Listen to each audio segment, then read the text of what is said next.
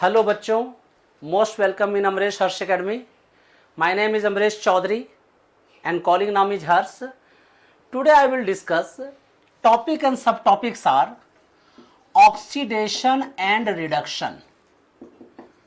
Oxidation and reduction.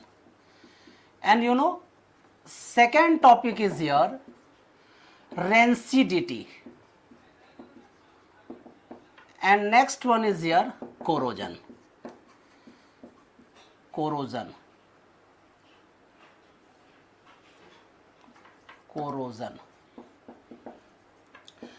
Means अब ये 3 topics आज हम लोगों को डिस्कस करने हैं.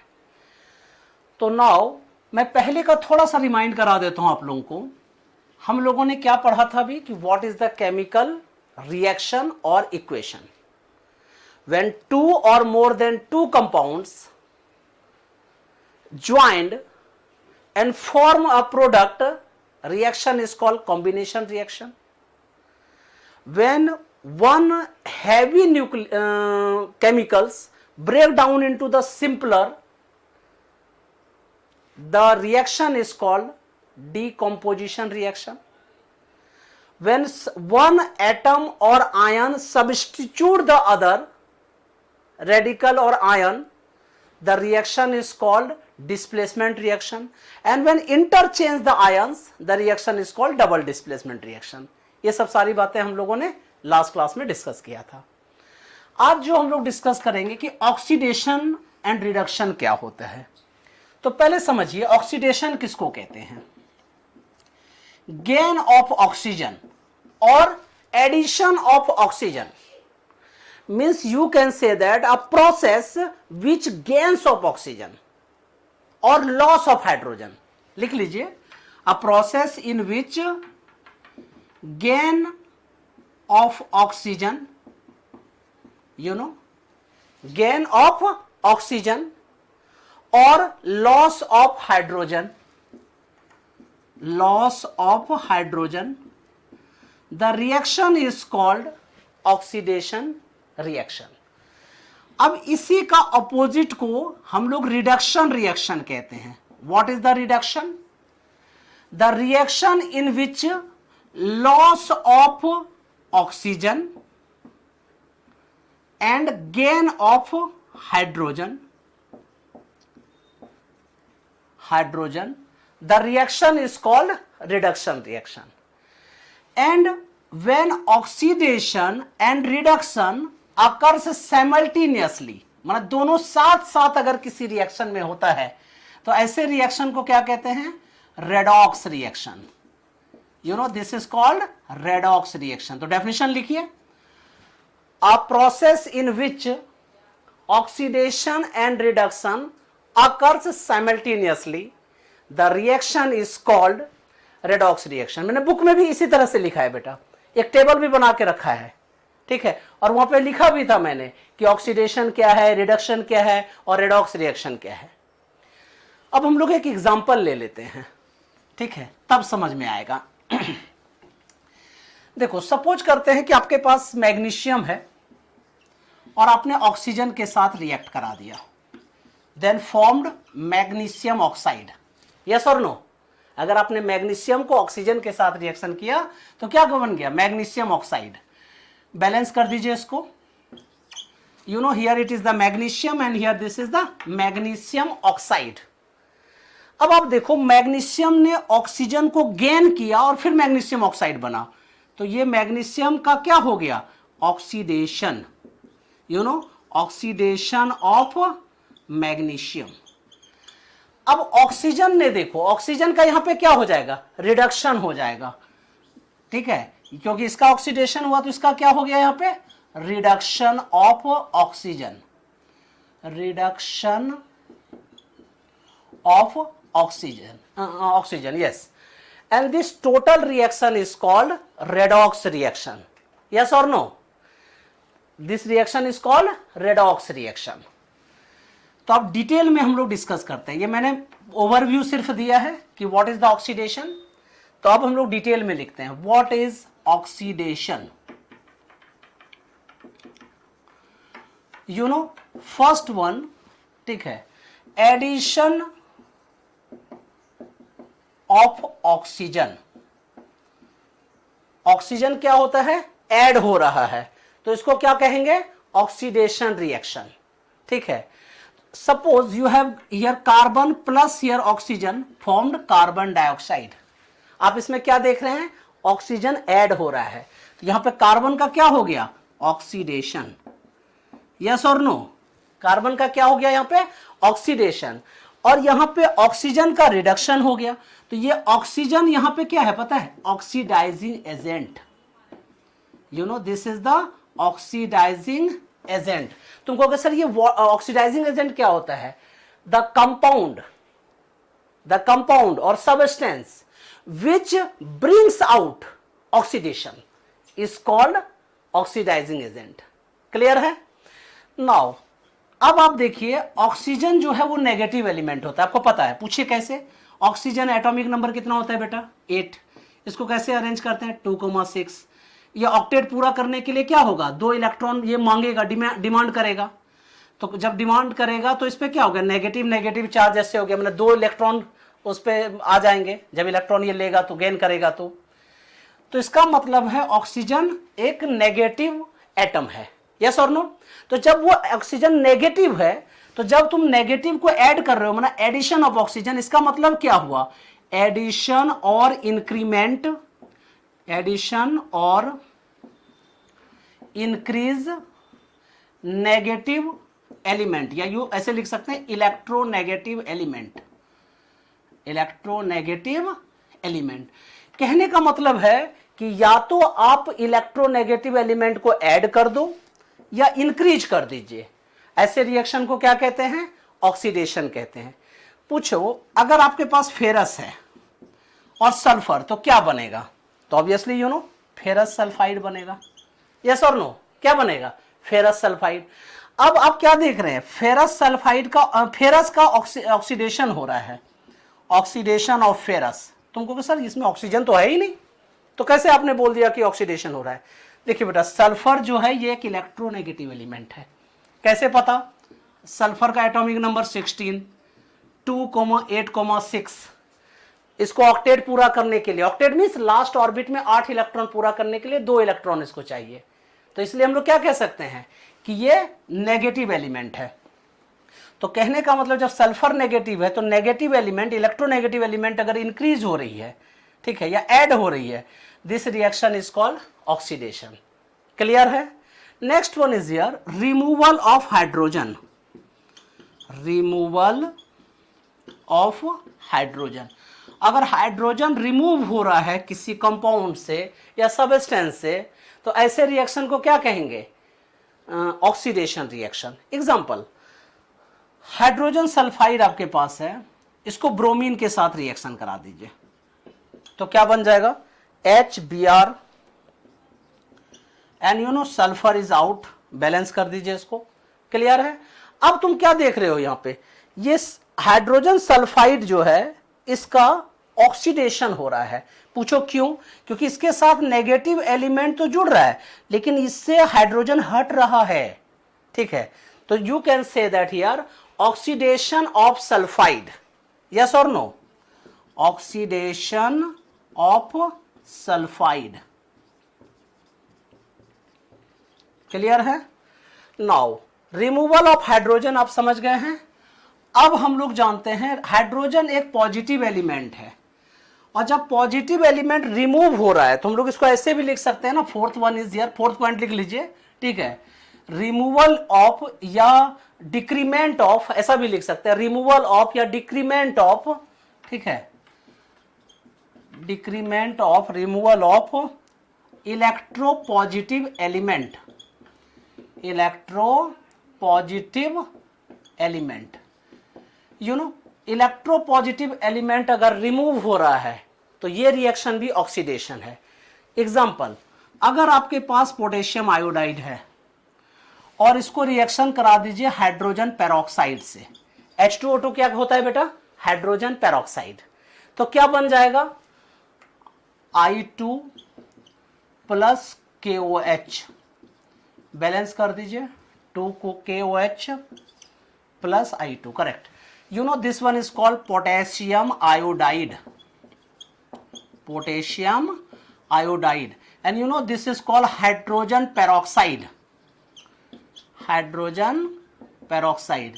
This one is the iodine and here potassium hydroxide. Potassium hydroxide.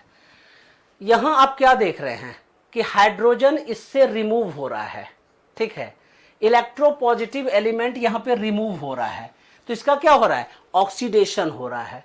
किसका, पोटेशियम आयोडाइड का पोटेशियम में ऑक्सीडेशन हो रहा है। You know oxidation is here. Clear है मेरी बातें? क्योंकि इलेक्ट्रोपॉजिटिव एलिमेंट, देखो आयोडीन क्या है, नेगेटिव है, पोटेशियम क्या है, पॉजिटिव है। पॉजिटिव अगर हट रहा है, आयोडीन को छोड़ के भाग रहा है, तो इसका क्या हो गया, ऑक्सीडेशन हुआ। क्लियर है? अब आप मेरे से पूछ सकते हो कि सर इसमें ऑक्सीडाइजिंग एजेंट कौन कौन सा है, ठीक है, इसमें बताइए, इस वाले पार्ट में ऑक्सीडाइजिंग एजेंट कौन है जो ऑक्सीडेशन में पार्टिसिपेट करता है, तो you know H2O2 is the oxidising agent. यहां पे कौन है, sulphur is the oxidising agent. इसमें कौन है, ठीक है, bromine is the oxidising agent. Clear है? तो लिखिए डेफिनेशन, ऑक्सीडाइजिंग एजेंट का definition, a substance which brings about oxidation. ठीक है, मैंने बुक में, अपनी बुक में ऐसा लिखा हुआ है कि a substance which participate about oxidation या पार्टिसिपेट इन ऑक्सीडेशन। ठीक है, तो you know oxidising agent is a substance which brings about the oxidation is called oxidizing agent. Clear है? Now reduction reaction. What is reduction? You know first number, oxidation में क्या होता था, addition of oxygen.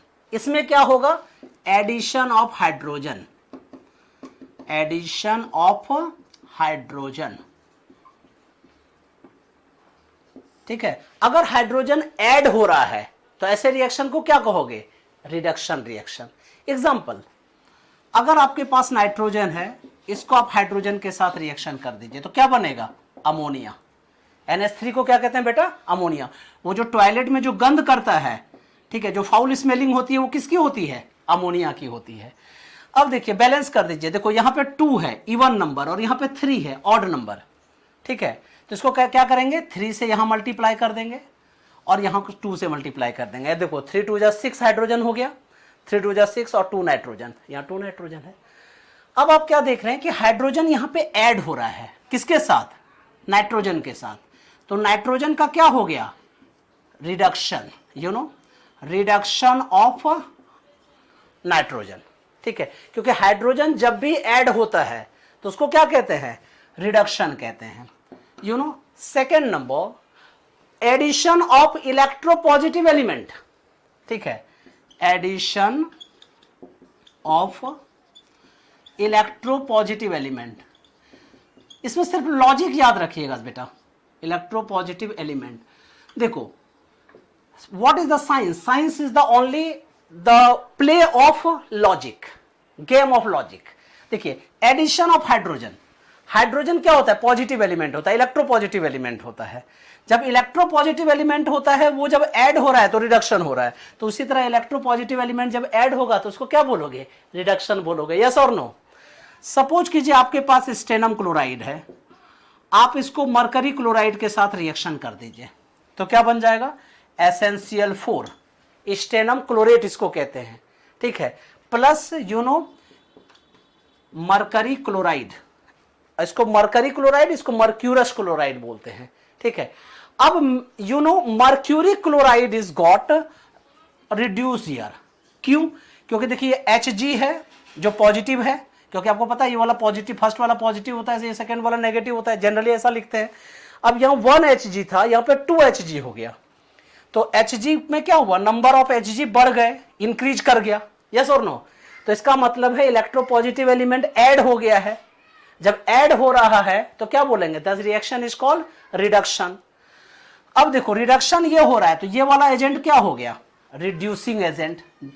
You know here hydrogen is reducing agent and here HgCl2 को छोड़कर ये जो बचा, this is the reducing agent, reducing agent. Clear है? नाउ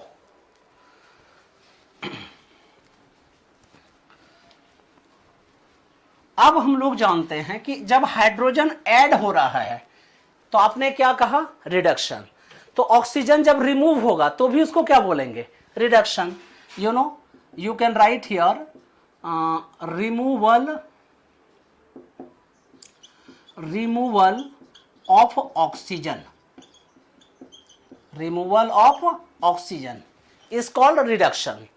अगर आपके पास जिंक ऑक्साइड है, इसको आप कार्बन के साथ रिएक्शन करा दीजिए तो क्या बन जाएगा? Zinc plus carbon monoxide. Clear है? अब देख लो, जिंक ऑक्साइड से ऑक्सीजन हट रहा है और वो कार्बन के साथ ज्वाइंट हो रहा है, हट के तभी तो Zn बन रहा है ना. तो ये क्या हो गया? इसका यहां पे ZnO का क्या हो गया? Reduction. You can write here reduction of zinc oxide.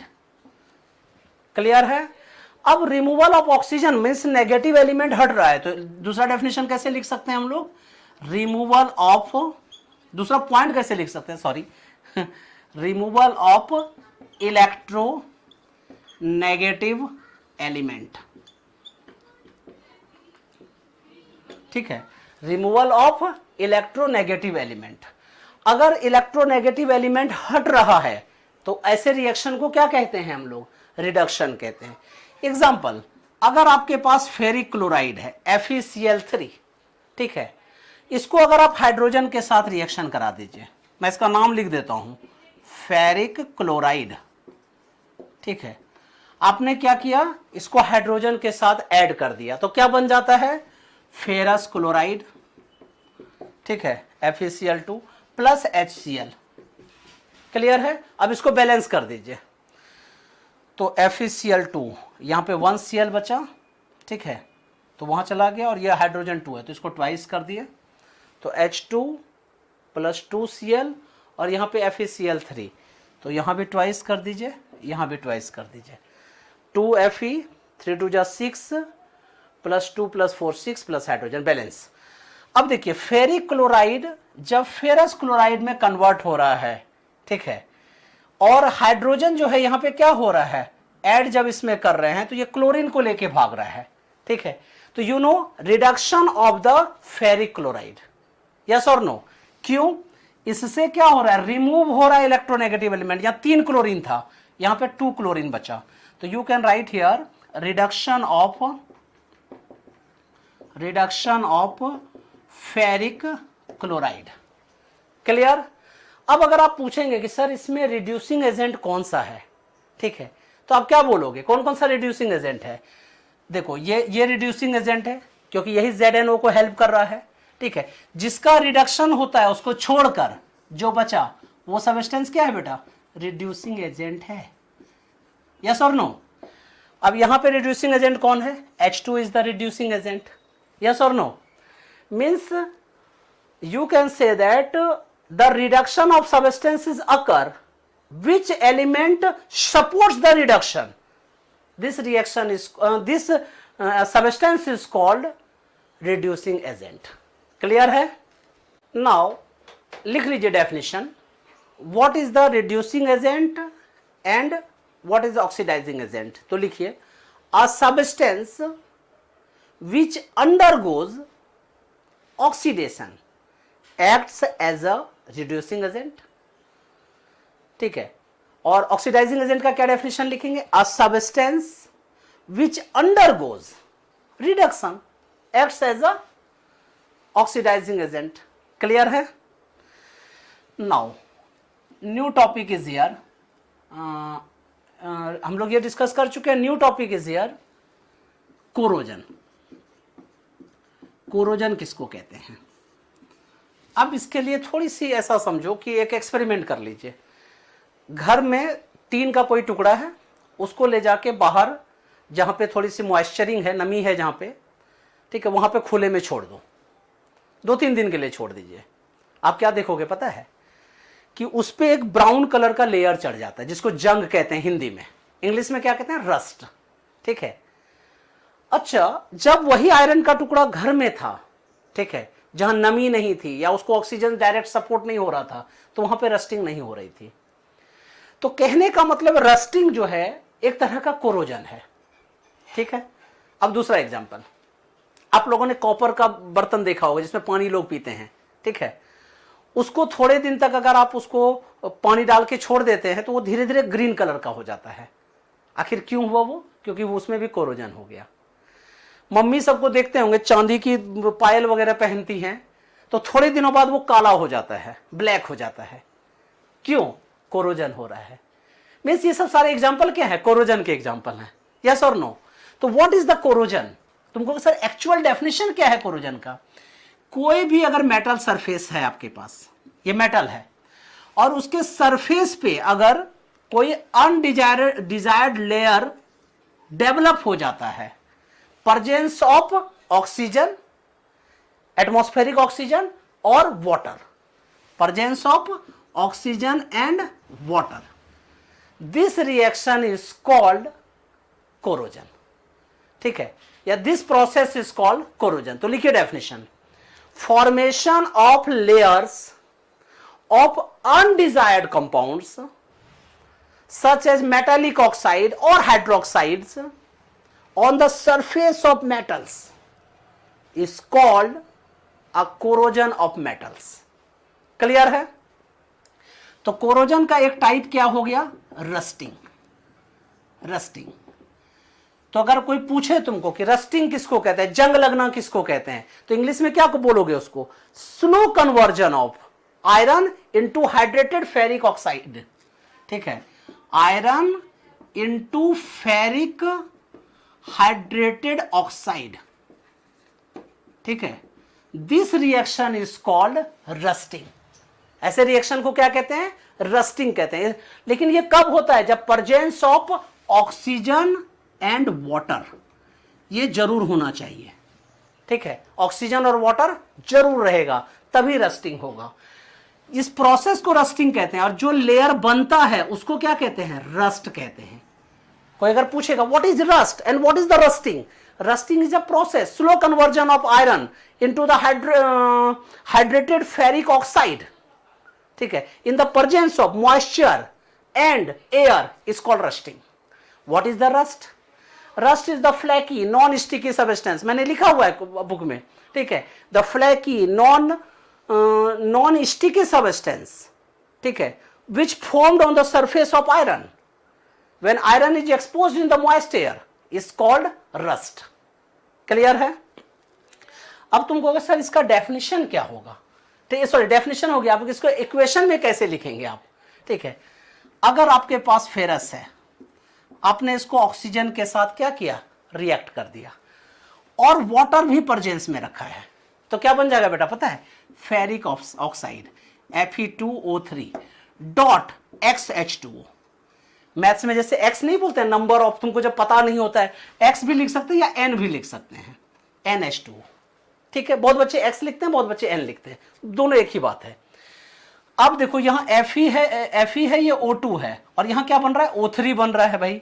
तो इसको ऐसा करते हैं, ट्वाइस कर दिए, और ये क्या किया, थ्राइस कर दिया, तो 3 2 6 oxygen, 2 2 4 ferrous. When ferrous is react with oxygen in presence of water, form ferric oxide dot NH2O। ठीक है, डॉट NH2O ऐसा भी लिख सकते हैं। ठीक है, तो you know this is the rust, this is rust. इसी को क्या बोल सकते हैं, फेरिक हाइड्रेटेड ऑक्साइड। हाइड्रेटेड का मतलब वाटर, ठीक है, hydrated oxide, ferric oxide with with water, with hydration। ठीक है, and you know this is the ferrous, and this process, overall process, slow conversion is called rusting। Clear है? अब इसी तरह से देखिए, अगर सपोज करो मम्मी ने बताया कि देखो पायल हमारा जो है गंदा हो गया है, तो मम्मी का पायल लेना और एकदम साइंटिस्ट की तरह करना, अच्छा ये ब्लैक हो गया है, इसका मतलब है कि इसमें सिल्वर के साथ सल्फर मिला हुआ है, सिल्वर सल्फाइड। मम्मी बेलन लेके आएगी, सल्फर कहां मिला तुमको जरा बताओ तो। अरे मम्मी तुमको नहीं पता, एटमॉस्फेयर में सल्फर भी होता है। ठीक है, इसीलिए तो वो उसके साथ रिएक्शन करके सिल्वर सल्फाइड बन गया, इसलिए वो ब्लैक कलर का हो चुका है। तो रिएक्शन करके दिखाओगे, ठीक है। अगर Ag आपके पास है, Ag मीन्स सिल्वर, चांदी जिसको बोलते हैं, ठीक है, इसको आप H2S के साथ रिएक्शन कीजिए, हाइड्रोजन सल्फाइड के साथ रिएक्शन कीजिए, तो क्या बन जाएगा बेटा, Ag2S, ठीक है, एंड हाइड्रोजन इज आउट। इन सब में मैं देख रहे हो, ये नहीं लिख रहा हूं, क्या कहते हैं, फेज नहीं लिख रहा हूं, पर फेज आप लिख लीजिएगा, ठीक है। अब जब सिल्वर को आपने हाइड्रोजन सल्फाइड के साथ रिएक्शन किया, ये कहां से आता है, फ्रॉम एयर, एयर में रहता है ये, तो क्या बना, सिल्वर सल्फाइड, सिल्वर सल्फाइड। और ये किस कलर का होता है पता है, ये ब्लैक कलर का होता है, ठीक है, और हाइड्रोजन गैस इससे आउट निकलती है। तो बहुत बार देखना, जो लेडीज सब पहनती है ना पायल, तो वहां पे दाग भी पड़ जाता है, वो किसके कारण पड़ता है पता है, सिल्वर सल्फाइड और हाइड्रोजन गैस की वजह से। हाइड्रोजन गैस की वजह से व्हाइट कलर का दाग भी पड़ जाता है, ठीक है।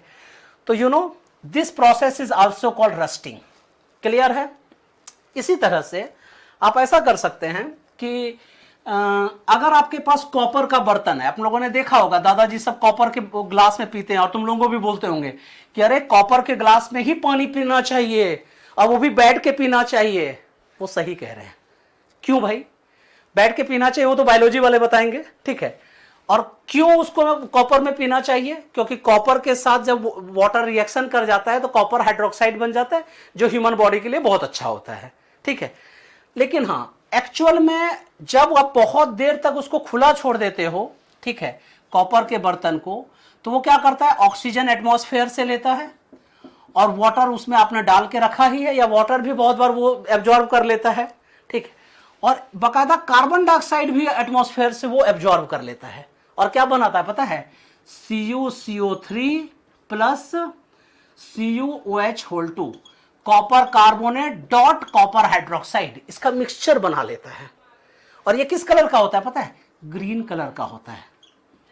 किस कलर का होता है, ग्रीन कलर का होता है। ये क्या है, कॉपर, ये क्या है, ऑक्सीजन, ये क्या है, वाटर, और ये क्या है, कार्बन डाइऑक्साइड। ये सब कहां से मिल रहा है जी, एटमॉस्फेयर से मिल रहा है।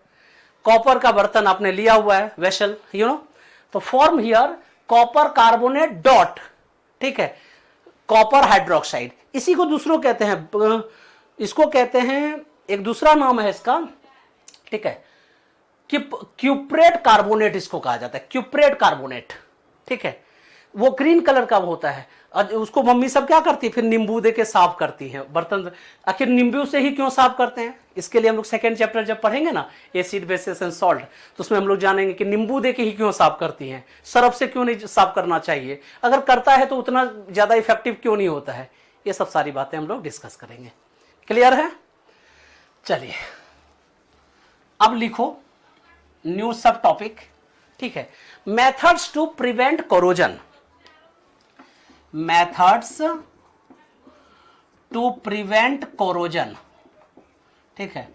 जब कोरोजन को प्रिवेंट करना है आपको, मतलब कोरोजन ना हो, इसके लिए हमें क्या करना पड़ेगा, क्योंकि कोरोजन से क्या होता है, मेटल का लॉस हो जाता है ना, ठीक है।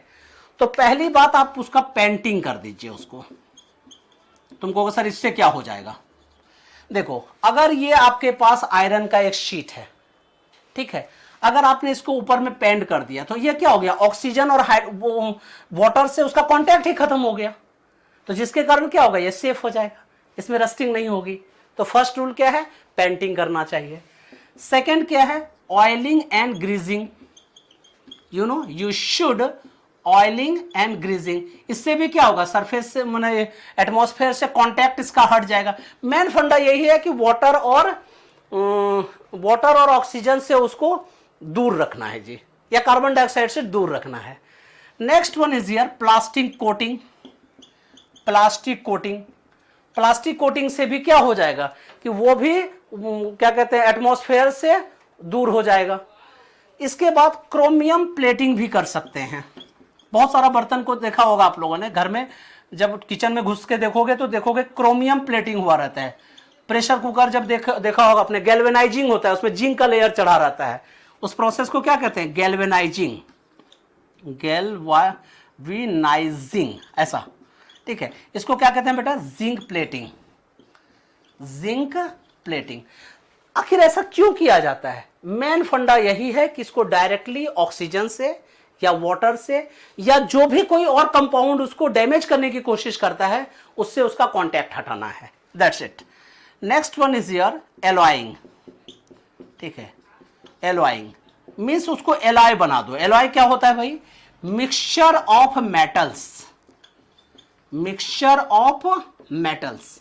तुम कहोगे सर इससे क्या हो जाएगा? रस्टिंग क्या बंद हो जाएगी क्या? हाँ, बंद हो जाती है। रस्टिंग या कोरोजन जो है वो बंद हो जाती है। पूछो कैसे? क्योंकि सपोज कीजिए, ठीक है, सपोज कीजिए आपके पास टीन है, स्टेनम है, जंग लग जाता है, या फेरस है, इसमें जंग लग जाती है ना। अगर आपने ऐसा किया, फेरस के साथ कॉपर को रिएक्ट कर दिया, कॉपर को पूरा लेयर ऊपर चढ़ा दिया, तो रस्टिंग बंद हो जाएगी।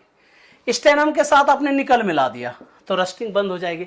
और मैं आगे पढ़ाऊंगा थर्ड चैप्टर जब मेटल और नॉन मेटल में पढ़ाऊंगा ना, कि एक ब्रास बन जाता है, ठीक है, ये क्या होता है, क्यों बनता है, ये सब सारी बातें हम लोग कमिंग क्लास में डिस्कस करेंगे उस चैप्टर में। ठीक है, चलिए, तो ये टॉपिक फिनिश हो गया। अब लिखिए new topic, rancidity. Rancidity, what is rancidity? ठीक है, रेंसिडिटी किसको कहते हैं? अब इसके लिए एक छोटी सी स्टोरी सुन लीजिए। आपको पता है कि स्टोरी जो है वो मेरे बड़े अच्छे होते हैं, ठीक है, और उसका प्रूफ भी दूंगा मैं। मेरे एक दूर के फ्रेंड थे, अब दूर का ही फ्रेंड बोलूंगा, ठीक है, क्योंकि वो बहुत दिन हो गया कांटेक्ट उनसे। उनके यहाँ क्या थी, पार्टी थी, ठीक है। अब उनके चाचा जी बड़े खड़ूस, ठीक है, बड़े खड़ूस एकदम। कोई खाना चला रहा है तो अरे खाना बर्बाद मत करो, खाना मत डालो, कम खाओ, ऐसे बोलते। अरे भाई दरबार तो नहीं करना चाहिए, तो बिल्कुल है, ठीक है, लेकिन खाने तो दो उसको, भरपेट तो खिलाओ भाई, ठीक है। वो क्या करते थे, बोलते नहीं नहीं खाना कम दो, सबको कम कम दो, सुबह खिलाएंगे सबको, ठीक है। उन्होंने ऐसा किया, सब्जी उब्जी जो है बहुत लोगों को कम कम खाने दिया, जिसके कारण बहुत सारी सब्जी बच गई, ठीक है। अब वो जो सब्जी बच गई उसको क्या किया उन्होंने, एक वो जो ये होता है प्रॉपर वेसल होता है, उसके अंदर वो डाल के छोड़ दिया उन्होंने और ढक्कन ढक दिया उसमें। गर्मी का दिन था, क्या हुआ, सुबह सुबह इसके ये जो है इसमें फाउल स्मेल आ गया, स्टेल हो गया, और इसमें एक पंजेंट स्मेल आने लगा, पंजेंट स्मेल आने लगी, गंध करने लगा, और ऊपर ऊपर में व्हाइट व्हाइट लेयर बन गया इसमें। आखिर अगर तुम टेक्निकल वर्ड में बोलोगे तो क्या हुआ पता है, रेंसिड हो गया, ये रेंसिडिटी हो गया इस मतलब सब्जी का, ठीक है, इस वेजिटेबल्स का, जो कुक्ड वेजिटेबल्स है, ये कुक्ड वेजिटेबल्स का, या घर में दाल भी जब बनाते हैं उसको बहुत देर तक खुले में छोड़ देते हैं, देखना वो भी इसी तरह से हो जाता है, मतलब ये रेंसिड हो जाते हैं।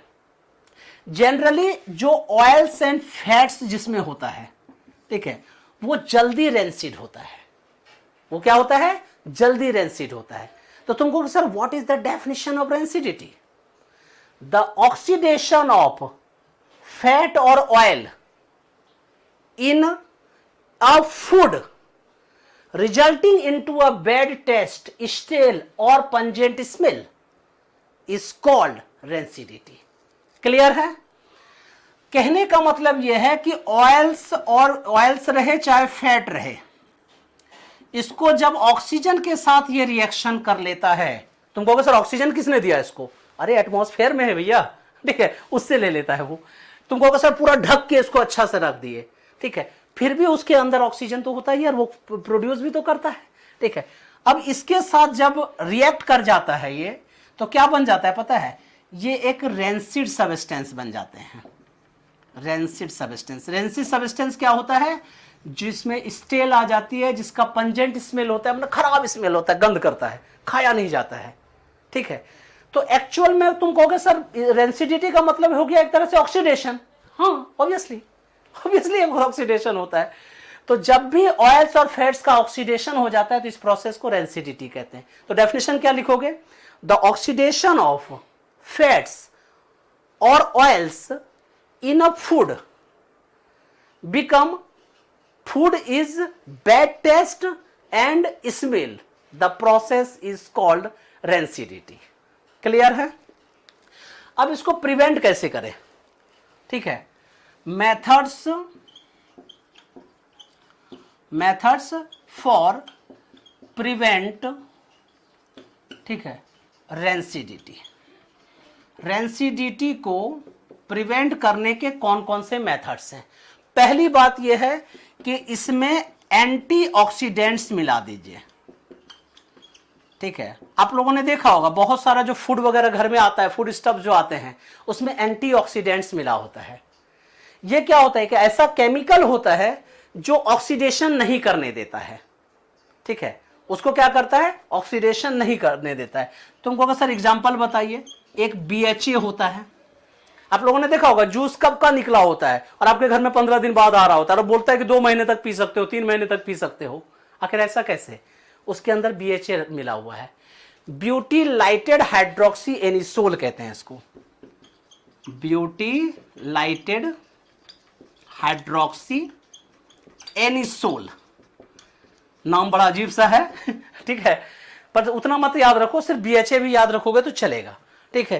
तो ये क्या है, BHA जो होती है ये एक तरह से एंटी ऑक्सीडेंट्स होते हैं, ठीक है। ये क्या करता है, रेंसिडिटी को प्रिवेंट करता है, रोकता है, ये ऑक्सीडेशन नहीं करने देता है। क्लियर है? तो पहला काम तो ये हो गया जी, ठीक है, रेंसिडिटी को प्रिवेंट करने का। सेकेंड वर्क क्या होता है, वैक्यूम पैकिंग, वैक्यूम पैकिंग, ठीक है।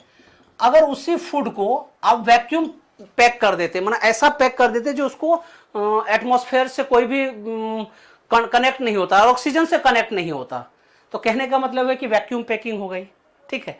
थर्ड ऐसा भी है कि replacement of air by nitrogen, replacement with, ठीक है, विदाउट एयर, ऐसे लिखते हैं रिप्लेसमेंट, ठीक है, ऑफ एयर बाय नाइट्रोजन, ठीक है, ऐसा भी कर सकते हैं। नाइट्रोजन जैसे आप लोग देखते होंगे, आलू चिप्स वगैरह लेते हैं खाने के लिए, आप लोग लेके आते हैं, उसमें क्या होता है, नाइट्रोजन भरा आता है, गुब्बारा सा मोटा सा रहता है। ऐसा क्यों होता है? नाइट्रोजन उसमें इसलिए डाल दिया जाता है कि वो बहुत दिन तक आपके करारे बने रहे, वो ऑक्सीजन के साथ रिएक्ट करके ऑक्सीडेशन ना हो, ठीक है। और आप लोग सोचते हैं कि यार ये 10 रुपया का दिया था और इतना छोटा थोड़ा सा निकला उसमें, अरे भाई नाइट्रोजन का भी तो खर्चा आ गया उसमें। नाइट्रोजन क्यों? क्योंकि अगर नाइट्रोजन रहेगा उसमें तो वो ऑक्सीडेशन नहीं होने देगा, ठीक है, क्योंकि नाइट्रोजन एक न्यूट्रल गैस होती है, न्यूट्रल टाइप का होता है, न्यूट्रल एक्चुअल में होता नहीं है, न्यूट्रल टाइप का होता है, मैं बताऊंगा किसी दिन जब 4th चैप्टर डिस्कस करेंगे। तो आप क्या कीजिए, एयर को हटा के नाइट्रोजन मिला दीजिए, तो इससे क्या होगा, ऑक्सीडेशन रुक जाएगी, रेंसिडिटी रुक जाएगी। नेक्स्ट, रेफ्रिजरेशन कर सकते हैं आप, रेफ्रिजरेटर में रख देते हैं, रेफ्रिजरेटर न फ्रिज में, बहुत बच्चे रेफ्रिजरेटर का मतलब नहीं समझते हैं, फ्रिज, ठीक है। अगर उसी खाने को जो चाचा जी ने जो बर्बाद किया, ठीक है, अगर उसको उन्होंने फ्रिज में रखवा दिया होता तो हो सकता था शाम तक भी चल जाता, कल सुबह तक भी चल जाती। क्लियर है? So now this lecture is finish, ठीक है। तो अभी हम लोगों ने ये पूरा चैप्टर की थ्योरी अच्छे से कर ली है।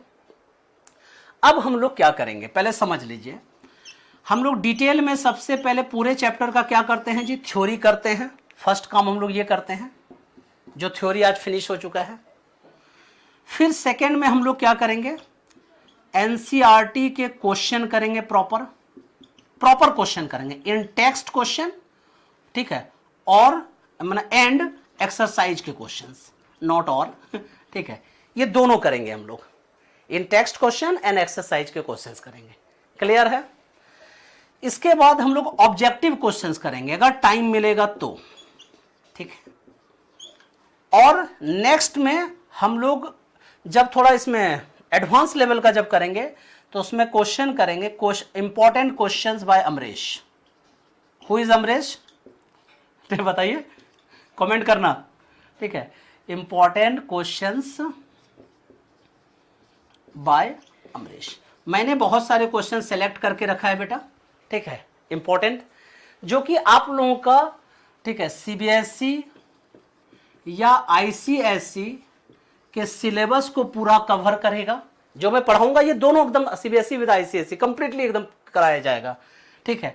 साथ ही साथ ये आप लोग फंडामेंटल के भी क्वेश्चंस कर पाएंगे, तो उसमें बहुत सारे क्वेश्चन फंडामेंटल क्वेश्चंस होंगे जो कि आगे आपको एनटीएससी, आईएमओ वगैरह वो सब में पार्टिसिपेट करने में काम आता है, जिसमें कि साइंस की बातें होंगी। अभी हम लोग साइंस कर रहे हैं, 1 और 2 वीक्स अभी साइंस करेंगे, ठीक है। जब साइंस हम लोगों का काफी स्मूथ हो जाएगा, काफी चलने लगेगा कि नहीं अब जी मतलब टेम्पो बन चुका है, तब इसके बाद हम लोग क्या करेंगे, मैथमेटिक्स स्टार्ट करेंगे बेटा, ठीक है। तो अभी मैं 10th क्लास के बारे में यही कहना चाह रहा हूं कि मेरा टारगेट क्या है कि आप लोगों को फ्री स्टडी दिया जाए साइंस का सबसे पहले, विद फॉर सीबीएसई और आईसीएसई विद फंडामेंटल, जिससे कि मैं जेई या नीट के लिए जब पढ़ाऊं बच्चों को तो काफी स्मूथ लगे, ठीक है। बहुत सारे बच्चे ऐसे नहीं, सारा कुछ अरे सर जानते ही नहीं, अजूबा वाला चीज ना हो, उनको पता रहे बहुत कुछ, ये सब डिस्कस करेंगे, ठीक है। जब साइंस हमारा स्मूथ हो जाएगा फिर हम लोग मैथमेटिक्स स्टार्ट करेंगे, फिर मैथमेटिक्स भी करेंगे और क्या कहते हैं 1 to 1 कह के पूरा कंप्लीट चलता रहेगा।